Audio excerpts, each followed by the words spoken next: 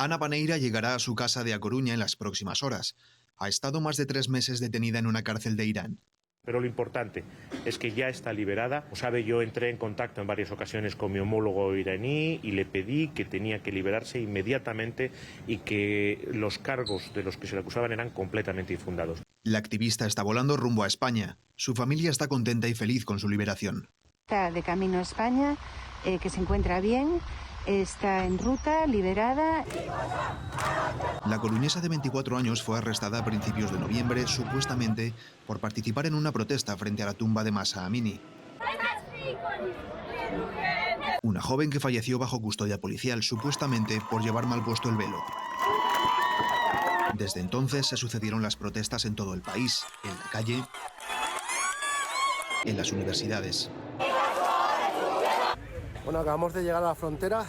En una prisión iraní aún continúa preso desde el 2 de octubre Santiago Sánchez Cogedor, arrestado según su familia por tomar fotos de la tumba de Mahsa Amini.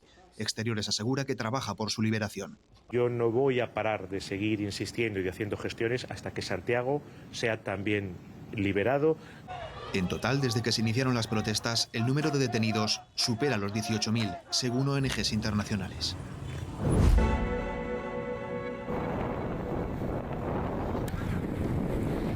Es la costa Staccato di Cutro, en Calabria, en Italia, donde al menos 45 personas han muerto tras naufragar la embarcación en la que viajaban cientos de migrantes procedentes de Pakistán, Afganistán y Somalia. Entre las víctimas hay niños y también bebés. 80 personas han sobrevivido y siguen las labores de rescate para encontrar a decenas de desaparecidos. En esa embarcación viajaban al parecer más de 150 personas. El mal estado de la mar habría partido en dos la patera a poca distancia de la costa. Hay reacciones. La primera ministra de Italia dice que lamenta esa tragedia. También lanza un mensaje, Begoña Alegría, dice Giorgia Meloni, que su gobierno está decidido a acabar con la migración irregular. Sí, ya ha puesto el acento en la colaboración con los países de origen, de donde parten estas embarcaciones, para que los traficantes dejen de hacer negocio con la vida de seres humanos, prometiéndoles un viaje seguro que no lo es en absoluto. En este caso estaban haciendo la ruta turca, habían salido de las costas de Turquía, una embarcación de unos 20 metros con personas que huían de Afganistán, de Irak, de Pakistán. Decían que podía haber, según algunos testimonios, hasta 250 personas dentro. Un golpe de mar cuando ya casi estaban tocando la costa italiana les ha hecho que cayeran todos al mar. Sabéis que en muchas circunstancias como estas algunos ni siquiera saben nadar. 80 supervivientes, la cifra de muertos todavía no se ha cerrado. Entre los cadáveres, como decíais, hay niños y hasta un recién nacido, y todo esto ha reabierto un tema sensible aquí en Italia, el debate sobre la inmigración, con un gobierno, el de Giorgia Meloni, que ha aprobado recientemente un decreto de seguridad para limitar sobre todo el trabajo de las ONGs que operan en el Mediterráneo rescatando inmigrantes.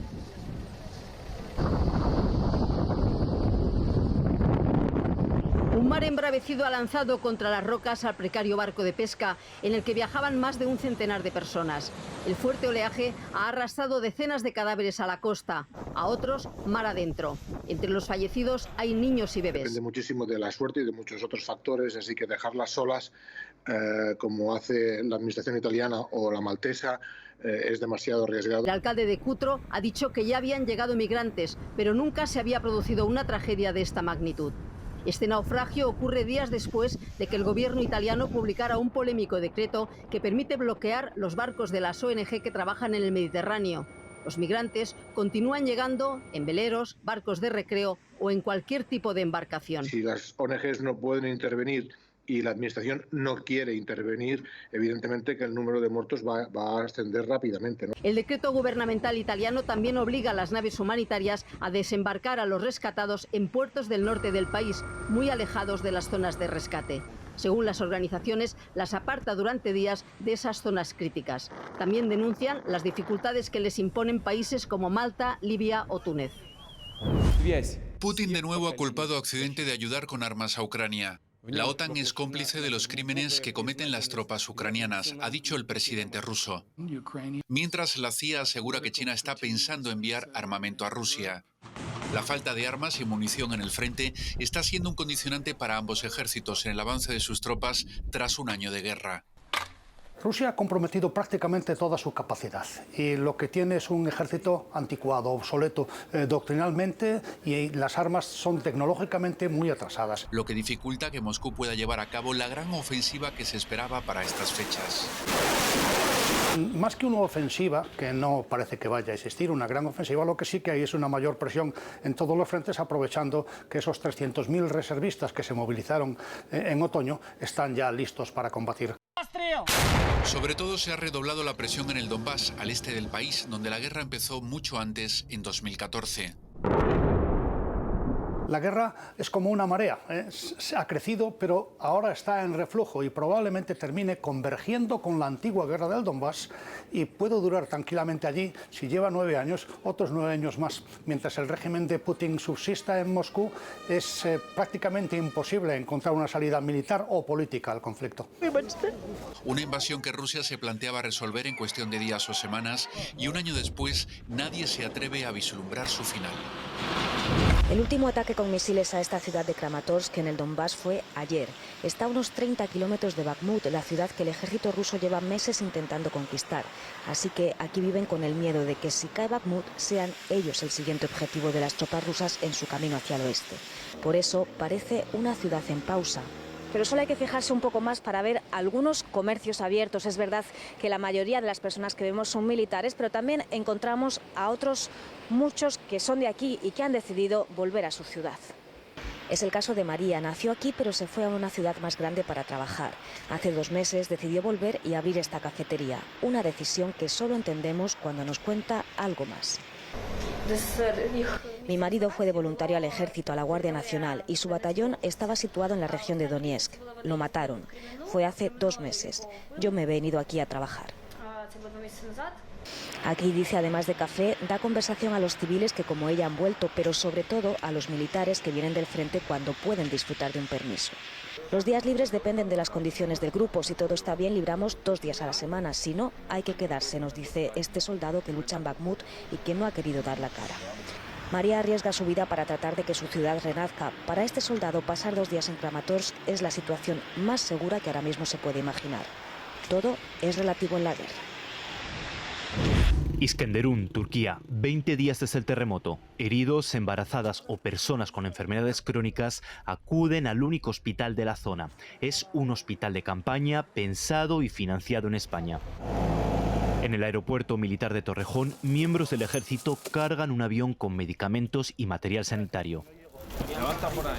Mientras, más de 60 voluntarios de la Agencia Española de Cooperación reciben las últimas instrucciones. Una de ellas es Andrea. Soy radióloga en el 12 de octubre. Es la primera vez que participa en una emergencia sanitaria. En contexto de emergencias es una cosa rarísima. Hay muy pocos hospitales de campaña o, vamos, como el START, que tengan equipos de rayos. Tras horas de viaje llegamos al START, el hospital de campaña español levantado en tiempo récord en Iskenderun. Aquí dan el relevo a otros 80 voluntarios. Nos hemos convertido en el hospital de referencia de toda esta comarca o de toda esta zona. Gente patología crónica que lleva mucho tiempo sin ser atendida. Entonces son pacientes que se está empezando a reagudizar y se está aumentando mucho el número de pacientes. Atienden a más de 400 al día y tienen 20 camas de hospitalización. Ali ocupa una de ellas. Nos cuenta que tiene algunas fracturas al caer de la chimenea durante el segundo terremoto. En las zonas afectadas por el terremoto, 2 de cada 8 hospitales están destruidos. Incluso aquellos que siguen en pie ahora mismo están cerrados. Este es el único quirófano que hay ahora mismo activo para atender a una población entre 300.000 y 500.000 personas. Aquí ya se han hecho 11 operaciones. Entre sanitarios y pacientes se entremezclan los traductores, indispensables para dar un buen diagnóstico. Utilizamos el traductor del móvil, el Google, pero hay gente que además habla en árabe. Humanizar la atención, nos dicen, es clave porque aquí los pacientes se recuperan de unas heridas que no son solo físicas y tardarán mucho tiempo en sanar. Se desmorona el parque de caravanas de Santa Clarita en el condado de Los Ángeles. Los corrimientos de tierra han creado un barranco de casi 10 metros de altura. Se veía venir, el río Santa Clara lleva días arrastrando árboles por los desprendimientos de su margen derecho. La principal vía de la costa californiana, la Interestatal 5, sumergida. Muchas carreteras cortadas por unas nevadas históricas en cotas tan bajas.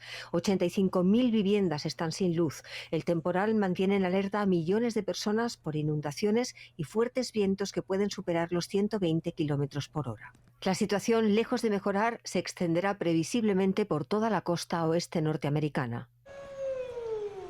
Es una locura para los habitantes de los barrios californianos no acostumbrados a ver nevar así.